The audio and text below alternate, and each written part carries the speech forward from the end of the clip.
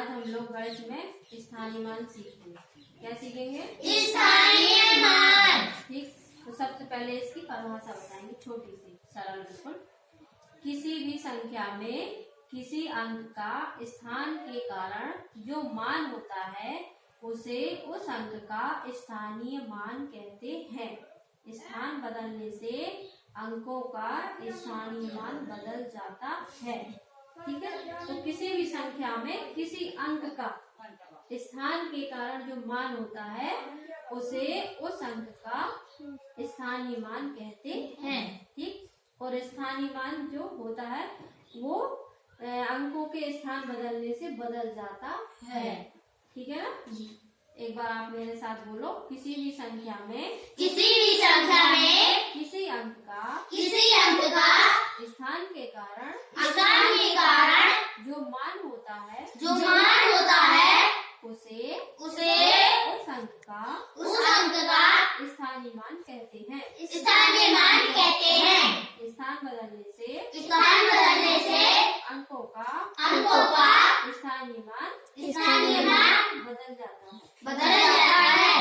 ठीक है, अब एक छोटा सा उदाहरण आपको समझा रहे हैं, आप सुनना ध्यान से। ठीक है, कोई संख्या है 432। ठीक है, इसमें 4, 3, 2 का स्थानीय मान क्रमशः 432 है।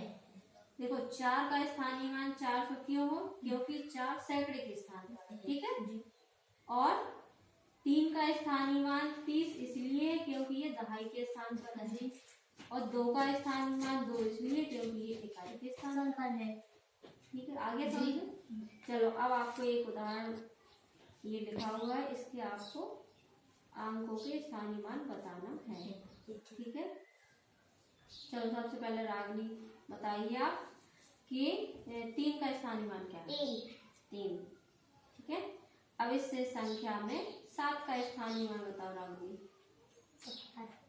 सही जवाब। अब इस संख्या में 5 का स्थानीय मान बताइए। 500। हाँ, निकिता ने सही जवाब दिया बिल्कुल। अब मानसी आप बताओ, ये जो संख्या है ना 32,573, इसमें 2 का स्थानीय मान 2000। ठीक है, अब रागनी आप फिर से बताओ, इस संख्या में दूसरा वाला जो 3 का अंक है उसका स्थानीय मान क्या होगा? 30,000। ठीक है, तो अब आपको समझ में आ गया कि स्थानीय मान कैसे निकालते हैं, स्थानीय मान कैसे कहते हैं।